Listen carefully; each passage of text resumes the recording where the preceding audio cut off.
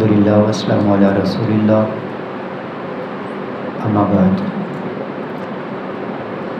باب ہمارا جو چل رہا ہے وہ ہے لیبلغ العلم الشاہد الغائب،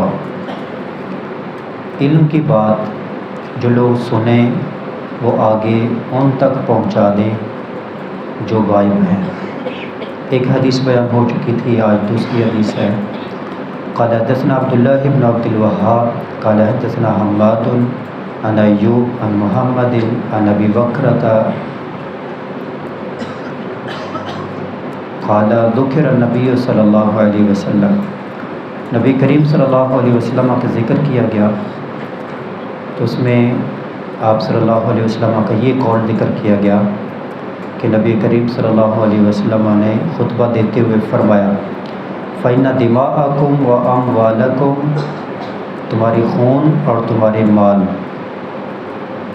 راوی کہتے ہیں میرے خیال میں آپ نے یہ لفظ بھی بولا وَأَعْرَاضَكُمْ، اور تمہاری عزت، تین چیزیں ہوگی، خون، مال اور عزت۔ علیکم، تمہاری اوپر حرام ہے، خون بھی حرام ہے، کسی کا خون بہانا، قتل کرنا، مال بھی حرام ہے، چوری ڈکیتی کرنا، خیانت کرنا، دھوکہ فراڈ کرنا، عزت کو پامال کرنا، الزام لگانا، بے عزتی کرنا، یہ حرام ہے۔ کیسے حرام ہے؟ کحرمت یومکم ھذا فی شہرکم ھذا، اور ایک روایت میں فی بلدکم ھذا، تین چیزوں کو جمع کر کے کہا، جیسے تمہارے اس دن کی حرمت، اور یہ دو دن کون سا تھا؟ حج کا دن۔ فی شہرکم ھذا، اس مہینے میں، مہینہ کون سا تھا؟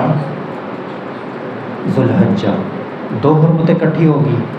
فی بلدکم ھذا، اس شہر میں، اور وہ وہاں پر شہر کون سا تھا؟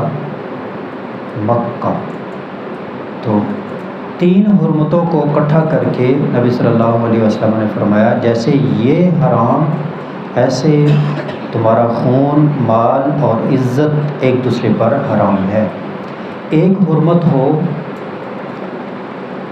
ایک یا دو حرمتیں ہوں اور ایک یا تین حرمتیں ہوں، تو اس چیز میں مبالغہ پیدا ہو جاتا ہے، اضافہ پیدا ہو جاتا ہے۔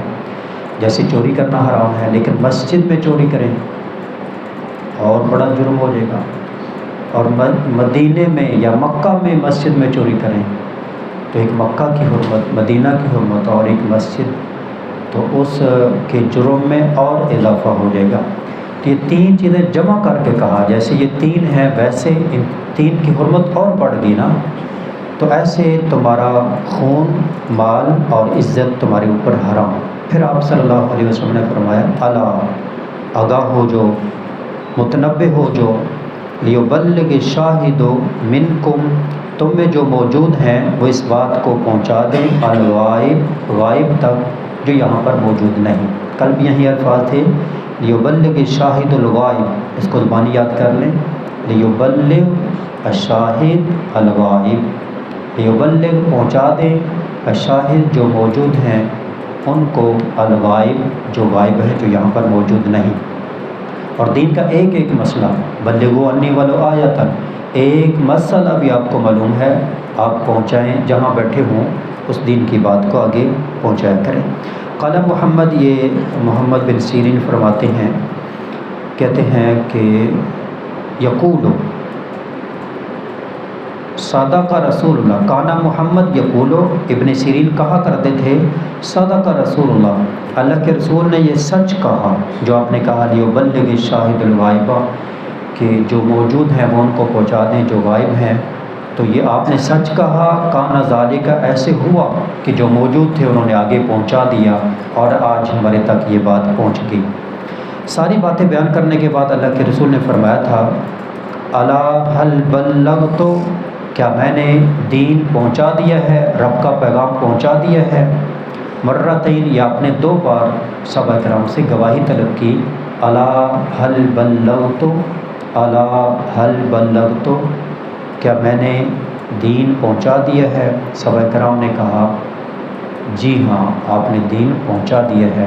پھر نبی صلی اللہ علیہ وسلم نے آسمان کی طرف اشارہ کر کے کہا اللہم اشہد، آسمان کی طرف اشارہ کر کے زمین کی طرف، کہ ان کے اوپر اب گواہ ہو جائے، یہ اقرار کر رہے ہیں کہ میں نے دین اور رب کا پیغام پہنچا دیا ہے۔ کچھ لوگ کہتے ہیں نہیں ابھی بھی چیزیں باقی ہیں جو اللہ کے رسول نے بیان نہیں کی۔ اللہ ان کے حال پر رحم کرے اور ان کو سیدھے راستے کو اختیار کرنے کی توفیق عطا فرمائے۔ آج کے سبق کے اندر بھی یہی بات جو بات سنیں آگے پہنچائیں۔ اللہ کریم پڑھنے سمجھنے عمل کرنے کی توفیق عطا فرمائے۔ وما علینا الا البلاغ المبین۔ السلام علیکم۔